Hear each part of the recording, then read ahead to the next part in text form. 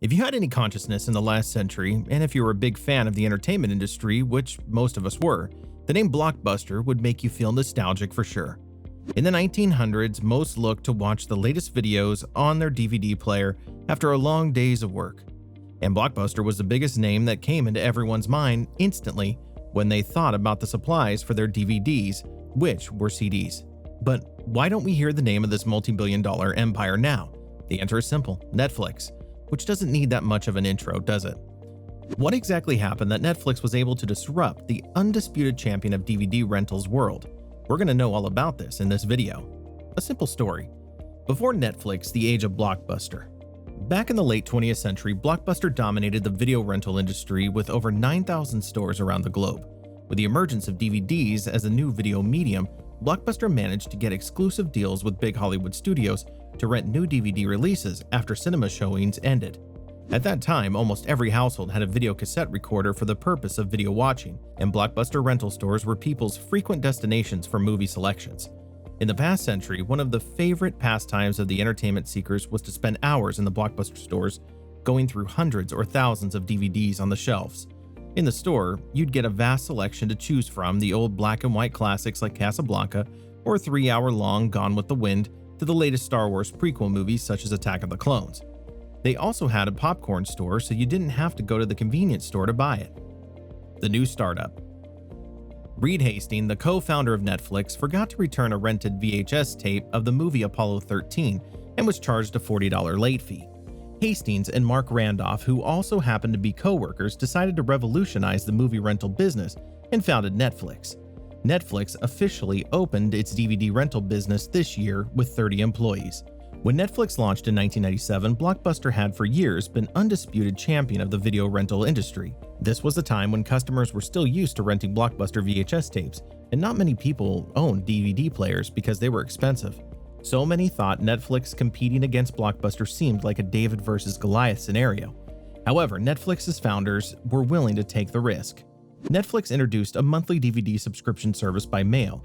One of the key features of their model was to eliminate late fees. When customers were finished with their DVD, they would simply return it to Netflix and get another one. A really simple but effective method to attract the attention of the customer.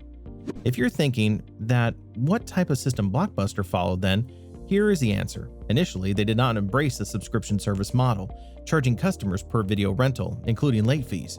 To make up for the lack of physical customer interaction, Netflix offered lower prices and implemented efficient order processing computer systems. A steady grow. The strategy of Netflix seemed to work at the age when DVDs were expensive. The website received a lot of traffic. Netflix also joined hands with Toshiba, HP, and Sony and offered free DVD rentals to new DVD player buyers. It was also able to grab the attention of some investors with their performance. Netflix received huge help from Groupe Arnault, a France-based private company owned by Bernard Arnault. A $30 million investment from the company helped Netflix launch its subscription-based service. Customers loved the idea of renting out as many DVDs as they wanted for $16 a month, and the elimination of late fees really made them consider Netflix. Even for once, that's what CEO Reed Hastings wanted exactly. Despite its growing popularity, Netflix was still earning a measly $5 million in revenue. Meanwhile, Blockbuster, Netflix's biggest competitor, was killing it and making a whopping $4.5 billion by the year 2000. So seeing that it is a far cry to think of conquering the industry with that much of a gap, the founders of the new startup thought of surrendering to the industry roller, Blockbuster. According to the first CEO and co-founder Mark Randolph, many customers do not realize how close Blockbuster came to actually win. So in 2000, Netflix knocked on Blockbuster's door and asked for some help. Hastings proposed a partnership, but Blockbuster turned down this golden opportunity to end its rivalry with Netflix early in the game. On top of that, according to Netflix's chief financial officer Barry McCarthy, Blockbuster basically laughed us out the door. While Blockbuster had its reasons, one of them being that Netflix was yearning for external assistance and had experienced $58 million in losses that year. Beginning of a new era. They say good things come to those who wait. After years of hardships and brutal rejections, 2003 turned out to be the first profitable year for Netflix. The DVD players becoming more convenient really helped Netflix. Netflix's revenue increased, Blockbuster's revenue decreased, and from this point, Netflix didn't have to look back. They kept smashing one after another success level. They launched their on-demand video streaming service, which is the Netflix we know today. Well, Blockbuster also launched an online platform, but it was too late for them. In 2010, the battle of the two giants came to an end as Blockbuster was forced to file for bankruptcy after still being unable to pay off its roughly $1 billion in debt. At the same time, Netflix saw a revenue of $2 billion in that year, and now Netflix is a $213 billion Oscar and Emmy-winning streaming behemoth.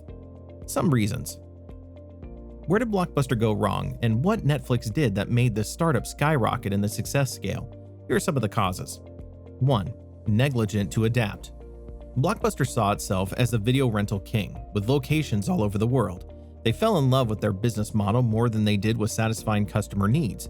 Their business model of charging their customers with late fees, while very profitable, was in part based on causing their customers pain. There was no interest to adapt to the ever-changing in the industry environment from Blockbuster.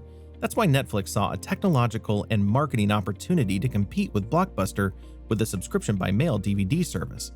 The company, each step of the way from a DVD subscription service to online video streaming to online streaming content creation, was continually willing to innovate. 2. Forgetting customer needs. For years, Blockbuster dominated the video rental space, but at some point they lost sight of what business they were really in. Instead of focusing on delivering incredible and affordable entertainment to their customers, something Netflix definitely had down, Blockbuster put more stock in the model they were comfortable using. Blockbuster didn't listen to their customer feedback about their pricing scheme or revenue model. The market was changing right before them. Real and honest customer sentiment is really difficult to gauge. That's why even though they delivered their customers with some good products, but they preferred not to engage with them because their refusal to listen to them. Netflix success results from the continuous efforts of understanding the customer journey and delivering value-driven. They understood what the customers need and still understand them, which is why they became everyone's number one option. 3. Same old business plans. Transforming Blockbuster's brick-and-mortar operations to digital services required a drastic change to its current operating model. They trusted their business strategy too much. Blockbuster was unwilling to take risks. When Blockbuster did decide in 2004 to enter the online video rental business and eliminate late fees, not only was it late to do this, but ownership soon reversed these moves. Netflix has constantly been willing to try new things. Many have worked out, such as their DVD subscription rental service, online streaming, and online streaming content creation. 4. Missed opportunity. If Blockbuster had taken the offer from Netflix, it would have taken the lead in streaming movies and in turn earned revenues in the billions. But as they had a straightforward business model and their abruptness to take risks made them fall. Long-sightedness and adaptability are crucial for surviving and thriving as a business. Blockbuster's decision-makers' failure to embrace new opportunities and treating their competitors with arrogance led to their destruction. As a corporation, you have to understand that change is inevitable. You can't expect the industry to remain the same as long as you want. It is you, the corporate, who has to change according to the change of the industry if you want to stay in the market. Simple as that. Here ends our today's topic on Netflix taking over Blockbuster's reign. Hope you guys enjoyed it. Be sure to smash that like button and subscribe to our channel for more content like this.